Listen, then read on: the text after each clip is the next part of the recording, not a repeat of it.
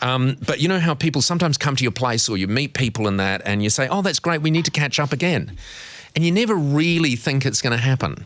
In fact, sometimes you say that, and it's the last thing you want to do. So anyway, Ed, welcome back. I've been telling everybody, how did Paul Henry go? It's great. He loved me. He said, you must come back. You must come back in a couple of weeks. I've been looking forward to it for like the last 2 weeks. Yeah. I'm going back on the show because they want me back on that show so badly. I don't want to go back on the show. They've asked. They've insisted. Here I am, out of politeness. Yeah. And you are also conspiring in this out of politeness thing. Well, here's the problem, right? I have nothing more to say to you.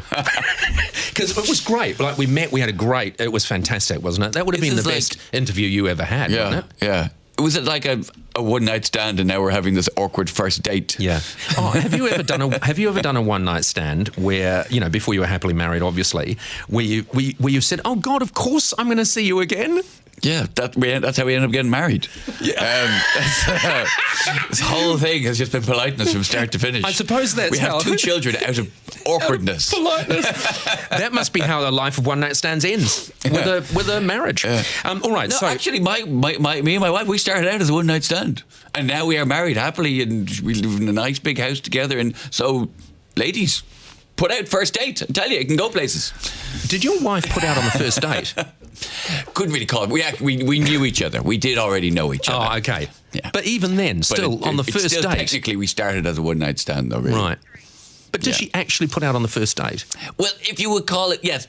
We knew each other before we had our first date. But yeah, I'm very persuasive. Yeah. Okay. So anyway, let's move on with this interview. Oh my God, I think she's watching as well.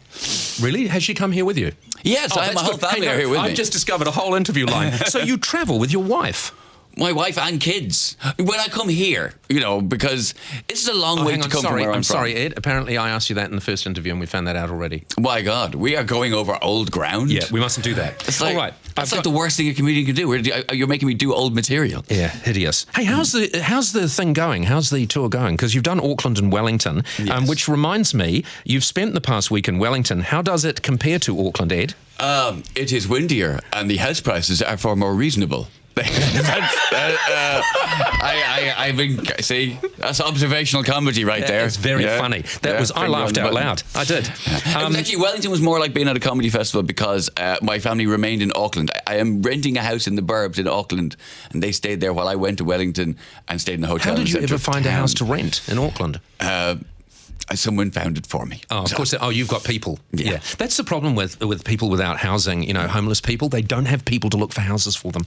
That is the difference. That is, yeah. As well as making people laugh, you went heli-tramping. Yeah. What? You know, here's the thing. If you're in a helicopter, why would you get out and walk? Couldn't you have taken the helicopter back again? Yeah, I do like a tramp. I have to say, I do like it. It's one of the things I love about New Zealand. The tramping is very, very good here. But yeah, I was helicoptered onto a mountain and walked off it. It was like being rescued in reverse. It was a really weird thing to do.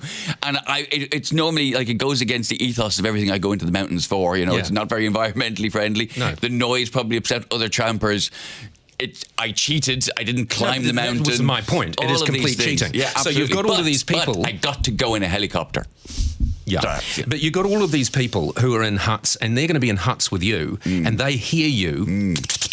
Yeah. You know what I mean? Yeah, oh, absolutely. Sorry, did I spit on you then? No, you didn't. I just thought I mean, I like to tick off mountains after I've been to the top of them. I cannot tick off that mountain. Oh, shoot, we're running out of time. And I do have one serious question. Oh, yeah. You're going all around the country.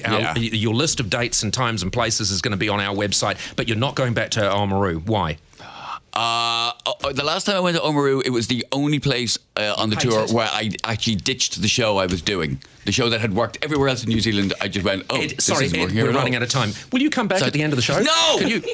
All right. Never coming back. Thank you very much, Ed. He is very funny. That's it for today.